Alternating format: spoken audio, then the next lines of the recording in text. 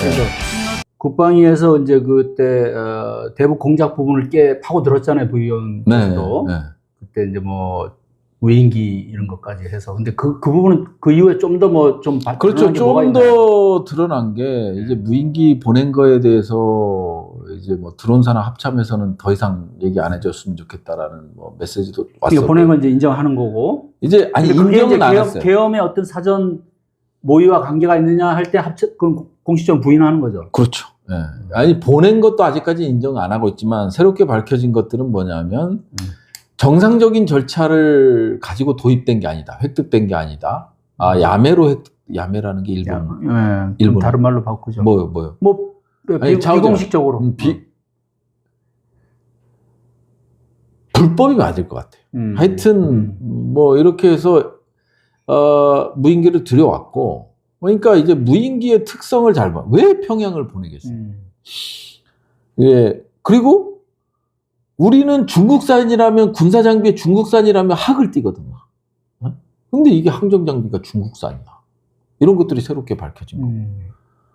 그 다음에 이제 평양만 보낸 게 아니라 한 군데 더 보낸 게 또 밝혀진 거고. 뭐 이런 것들이 좀 외환까지는 볼 수 없을 수도 있어요. 뭐냐면 대법원 판례도 있고, 왜냐하면 북한은 국가가 아니다.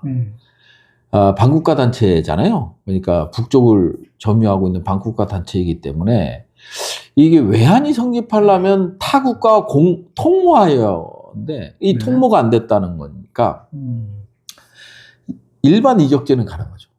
이걸 보냄으로써 군사 이익을 훼손시켰으니까. 그런 게 좀 새롭게 발견된 거라고 보여지고. 근데 아까도 얘기했지만 그게 이제 계엄과 관련된 부분인지에 대해서는 뭐 확실하게 이걸 그렇죠. 그쪽에서 인정을 안 하고 인정도 안 하고 이쪽에서도 어떤 물증 같은 거는 아니 뭐 제보나 이런 것들은 있고 그렇죠. 제보 군 내부 제보가 좀 있었죠. 많았어요. 아직 밝히지 않은 것도 있어요. 그거 까면 뒤집어져요. 아니, 그러니까 그 제보 내용을 뭐 그냥 요점만 얘기하시면 다 관련이 있다는 거죠. 계엄하고 그러면 그거 까면 뒤집어진다. 무인기 보내고 뭐 이런 거 다 뒤집어져요. 대북 전단 뒤집어져요. 한번 뒤집어 보시죠. 안 돼요. 왜? 우리 안보를 위해서 국익에 도움이 안 될 것 같아요. 한미 동맹도 그렇고, 그다음에 남북 관계 차원에서도 그렇고 도움이 안 될 것 같아요. 근데 우리 군이 그거를 그러면 이전에는 안 했어요? 언제부터 이렇게 본격적으로 한 겁니까? 윤석열 정부 들어와서? 윤석열 정부 들어와서죠. 자, 문재인 정부 때는 아마 뭐 거의 안 했을 거고, 당연히. 예. 박근혜 정부 때도 무인기가 들어와서 이제 추락했잖아요. 4대나 추락하고 했지만, 그때도 우리 이제 방어태세를 강화했죠. 방어태세 탐지하는 거, 그 다음에 이거를 이제 추락시키는 거에 이제 포커스를 맞춰서 국방정책이 이루어졌죠. 군사정책이. 근데 윤석열 들어와서는 용산을 휘짓고 가고 나서 그때부터 이제 드론에 대한 그게 있는데, 이게 뭐냐면요. 저쪽에서 살인했다고 그래서 내가 살인하면 그건 법치국가가 아니죠. 민주주의 국가가 아니에요. 법에 따라서 움직이는 게 맞는 거고. 근데 윤석열 정부는 좀 다른 것 같아요. 이거를 마치 종북으로 몰잖아요. 그러니까 남의 가족을, 살인자가 누구를 죽였어. 그러면 내가 또 보복하면서 얘를 죽여. 그거는 이제 국가 절대 권력으로서 합법적 폭력으로서의 국가가 근데 군의 논리로는 뭐 좀 그럴 수도 있겠다. 아니 논리적으로도 안 맞아요. 뭐냐면 평양에 보냈으면 유엔사 정전협정 위반이잖아요. 그럼 미국하고 협의를 해야죠. 왜 그러냐면 한미 동맹하에서 미군이 이거로 인해서 전쟁이 연루될 가능성이 있잖아요. 그러니까 우리가 독자적으로 전자권을 전환시켜서 우리 독자적으로 유엔사의 정전협정 관리라든지 이런 게 없는 상태에서는 가능할 수 있는 시나리오지만 지금 한미동맹 차원에서 상당히 안 좋죠. 그럼 쟤네가 우리 용산까지 뭐 들어오고 이런 거 있잖아요. 드론 뭐 이런 거. 그거는 괜찮고? 그러니까 이제 북한이 한다고 그래서 우리가 똑같이 한다? 그건 문제가 있는 거죠. 근데 우리 군 지난번에 논리를 보니까 합참의장도 그렇고 약간 그런 거 같아요.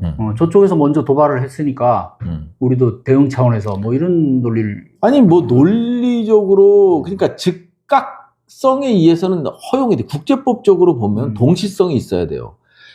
예를 들어서 국제법적으로 봤을 때 얘네가 공격을 했어. 우리가 피해를 봤단 말이에요. 그러면 해병대, 연평도 포격 보면 우리가 바로 대응하잖아.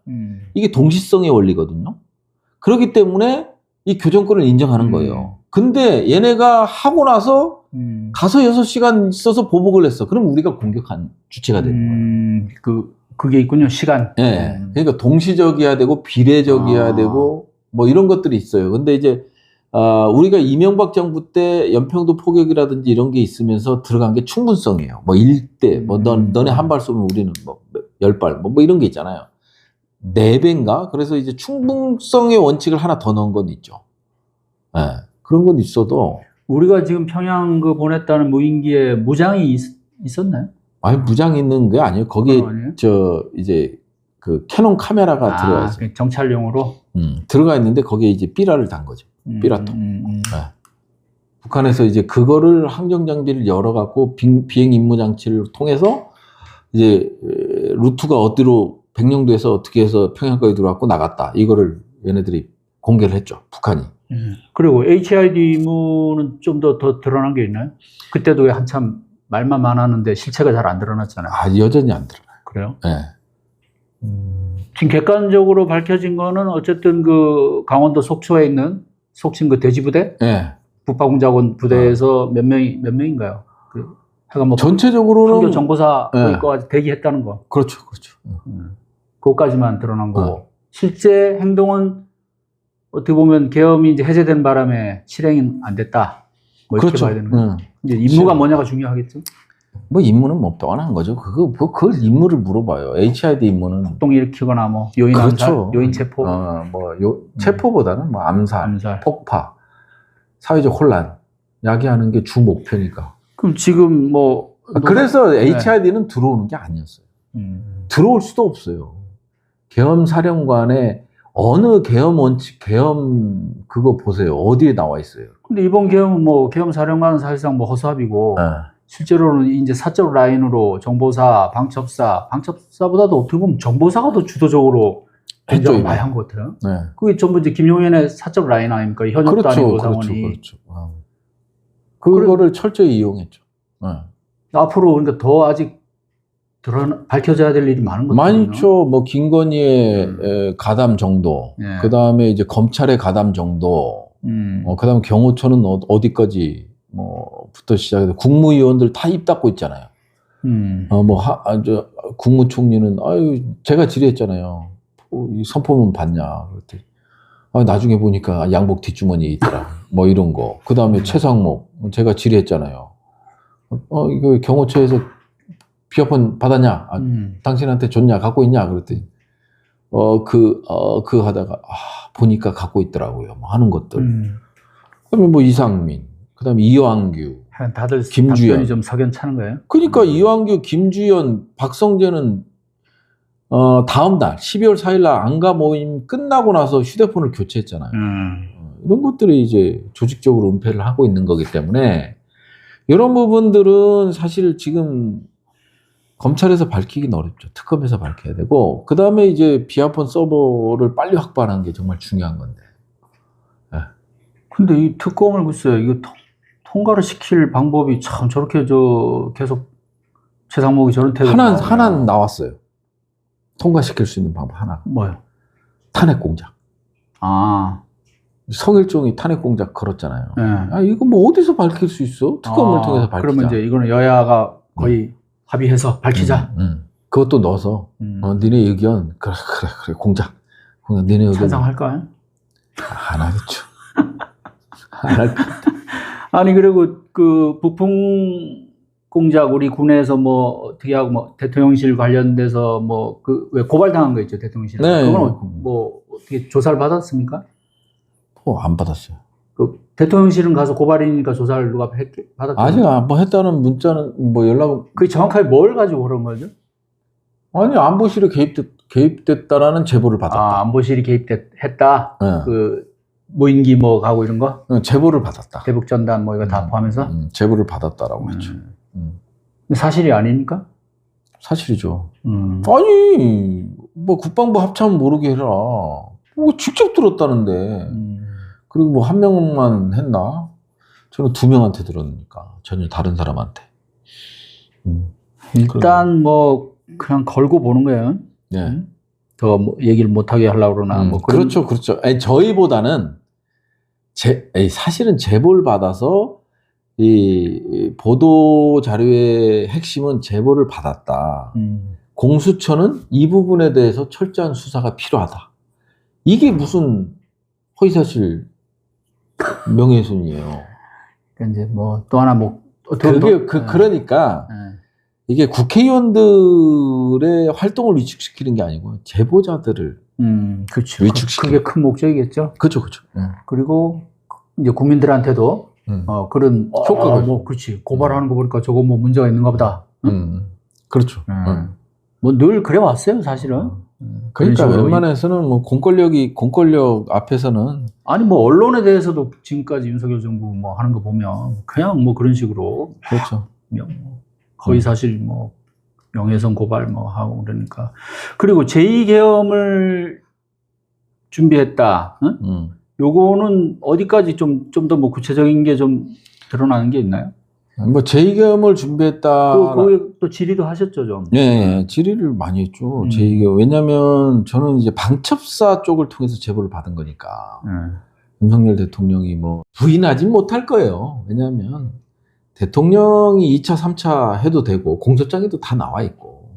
그 다음에 실질적으로 우리가 1시 1분에 해제 요구 결의안이 의결됐는데 그러고 나서 이제 상당히 한 3시간 가까이 흐른 시점에 정확히는 3시라고 그러더라고. 이번에 좀 새롭게 확인된 게 3시였다. 대통령이 3시경에 군인들 철수 지시를 내렸기 때문에 2시간 동안은 상당히 고민했던 시간 같다.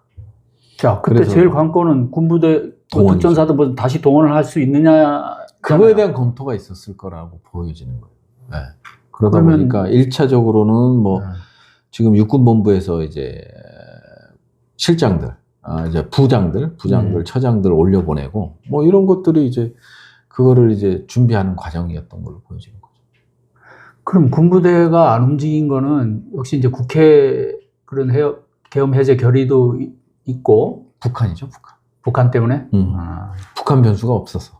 근데 그럼 군부대의 어떤 그런 지휘는 누가 한 겁니까, 그 시간에? 누가 어쨌든 지금 저번에 나온 거 보면 뭐 계엄사령관은 거의 별로 역할을 못한 거 같고. 그래서 계엄군 지정도 안 됐고, 계엄군을 이제 심의를 국무회의 심의를 해서 계엄군 지정을 하고 사령관 임명을 해야 되는 거거든요. 국무회의에서.